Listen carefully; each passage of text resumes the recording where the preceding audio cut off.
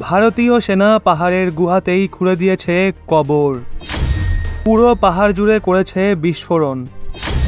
পীর পাঞ্জালের পাহাড়ের ওপর এত বোমা বিস্ফোরণ করছে সেনা, যার কোনো লিমিট নেই বন্ধুরা। Rocket launcher, rocket propelled grenade launcher দিয়ে লঞ্চ করা হচ্ছে, ধামাকা করা হচ্ছে, আইডি ব্লাস্ট করা হচ্ছে। জঙ্গিরা যে গুহার মধ্যে ঢুকেছে সব রকম ভাবে ওখানেই তাদের কবর খোঁড়ার পুরো প্রস্তুতি নিয়ে রেখেছে ইন্ডিয়ান আর্মি।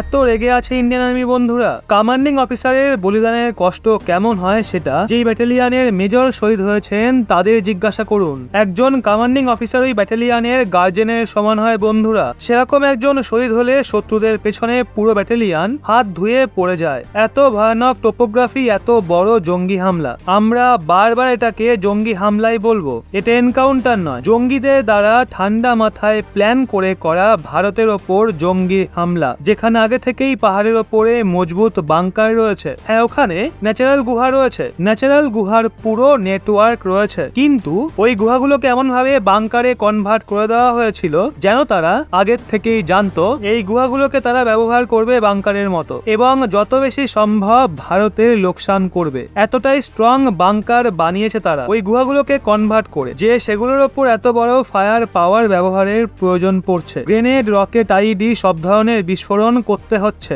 এবং তারপর গিয়ে ওই গুহাগুলোর মুখ বন্ধ হচ্ছে। গুহার ভেতরে লুকিয়ে থাকলে সমস্যা হলো ওই গুহাগুলো অনেক প্রসারিত এবং গুহাগুলো জয়েন্ট থাকতে পারে। এর জন্যই অপারেশন এত দীর্ঘ সময় ধরে চলছে। এর জন্যই জঙ্গিরা খুবই সহজে এই অপারেশনকে দীর্ঘ সময় ধরে চালাতে পারছে, যাতে ইন্টারন্যাশনাল কমিউনিটির নজর ভারতের ওপরে পড়ে, জম্মু কাশ্মীরের ওপরে পড়ে, অনন্তনাগের কুকেরনাগে হওয়াই অপারেশনের ওপর পড়ে। আর বিশ্ব এটা বলে কাশ্মীর এখনো শান্ত হয়নি। এখানে আপনি G20 মিটিং করতে পারেন, কিন্তু এখানে এখনো মানুষজনের বিপদ রয়েছে। ট্যুরিজম এখনই প্রমোট করানো যাবে না। এরকম খারাপ মেসেজ দেওয়ার জন্য এই ধরনের কার্যকলাপ করা হচ্ছে। আপনাদের জানিয়ে দিই, এই যে কমান্ডিং অফিসার শহীদ হয়েছেন তার জন্য ব্যাটালিয়ানের অন্যান্যদের মধ্যে এতটাই রাগ রয়েছে যে খাড়াই পাহাড় রয়েছে যেখানে চড়া ভীষণ কঠিন, পারলে ওই পাহাড়গুলোকে উড়িয়ে দেয় এমনই মুডে রয়েছে। DSP Humayun Bhat, commanding officer colonel Manpreet Singh, major Ashish Dhanak ওনার অপারেশনের জন্য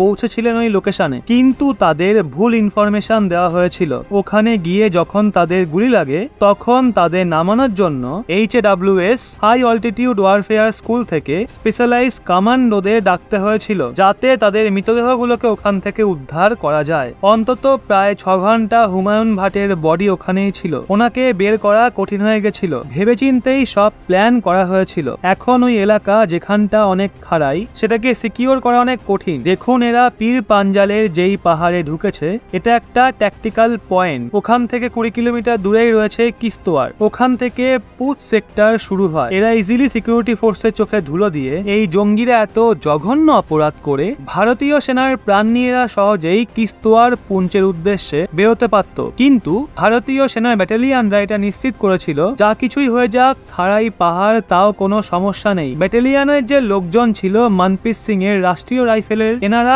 দড়ির সহায়তা নিয়ে পাহাড়ের রাত ধরে ওপরে চড়ে, কেননা জঙ্গিরা ফায়ারিংও করছিল। ওরা ওপরে উঠে এরিয়াকে ক্লিয়ার করে। পুচের তরফ থেকে ওখানে আলাদাভাবে সেনা মোতায়েন করা হয়েছে। কিস্তোয়ারেও সেনা মোতায়েন করা হয়েছে, কারণ যদি এরা ভুল করেও ফাঁক দিয়ে পালাতে যায় তাহলে তাদের ধরে ফেলা হবে। কোনোভাবেই এদেরকে হাতছাড়া করা যাবে না। এতই বিস্ফোরণ করতে হচ্ছে ওখানে। যদি আপনাদের ফুটেজ দেখাতে পারতাম তাহলে বুঝতেন যে গুহাগুলো রয়েছে যেখানে তারা ঢুকে আছে, ওই গুহাগুলোতে তারা রিইনফোর্সমেন্ট করে রেখেছিল। ওখানে নীল ঝিল্লি দেখা গেছে, টারপোলিন টাইপের পরিষ্কার দেখা গেছে যেখানে বোম মারা হচ্ছিল ওখানে, যা সরাসরি বুঝিয়ে দেয় ওখানে ভালো রিইনফোর্সমেন্ট করা হয়েছিল। একটা গুহাকে বাংকার বানিয়ে দেওয়া হয়েছিল, আর ওখানে অনেক দীর্ঘ সময় ধরে যে জঙ্গিরা ছিল তারা ওই গুহাকে অ্যাজ আ হাইড আউট নিজেদের লোকানোর জায়গা রূপে ব্যবহার করছিল। অপারেশন করেই ওখানে লুকিয়ে পড়তো, কারণ সেনা অপারেশন করলে পেট্রোলিং চলে।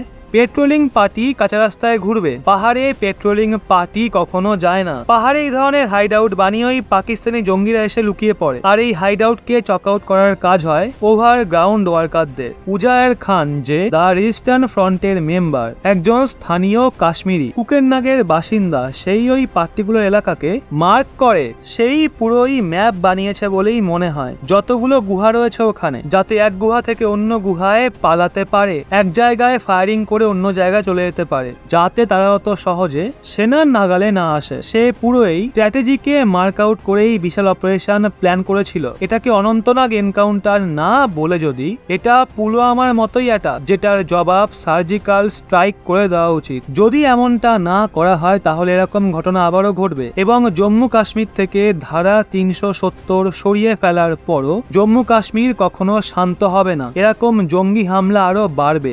দা রেজিস্ট্যান্ট ফ্রন্টের উজার খান, যেটার মেম্বার, এই সংগঠনের জন্য কাশ্মীরে জঙ্গি ক্রিয়াকলাপ আবারও বাড়ছে। এদের একটা মোটো রয়েছে, এরা শিখদের মারছে, হিন্দুদের মারছে, মাইনরিটিসকে মারছে। এরা বলছে যে ডোমেসাইল রয়েছে অন্যান্য রাজ্য থেকে আসা ভারতীয়দের এখানকার ডোমেসাইল নাগরিকতা নিতে দেব না, এখানে কোনোভাবেই আস্তানা গাঁথতে দেব না, ব্যবসা করতে দেব না। এমনই অনেক ঘটনা সামনে এসেছে যাতে দা রেজিস্ট্যান্ট ফ্রন্ট মাইনরিটিকে নিশানা করেছে, তাদের হত্যা করেছে, আর একটা মেসেজ পাঠিয়েছে যে কাশ্মীরিরা চায় না বাইরে থেকে কেউ এখানে ঢুকুক। যেখানেই দাবি সাধারণ কাশ্মীরিদের নয়, বরং পাকিস্তান প্রেমী ওই সমস্ত মানুষদের যারা ওখানে অনেক কম পরিমাণে রয়েছে। পয়সার লোভে আইএসআই যে ফান্ড জারি করে তার লোভে এরা এক্সট্রিমিস্ট রিলিজিয়ানের সহায়তা নিয়ে এরা ভরকাচ্ছে মানুষদের এবং অনেক ভুলভাল কাজ করে বেড়াচ্ছে। যদি ভারত সার্জিক্যাল স্ট্রাইক না করে তাহলে এরকম ঘটনার পরিমাণ আরো বাড়বে। এখন দেখার এই অপারেশন আর কতদিন চলে। অনবরত ওখানে ফায়ারিং চলছে, বোমা বিস্ফোরণ করা হচ্ছে। কিছু ঘন্টার মধ্যেই জঙ্গিদের লাশ পড়বে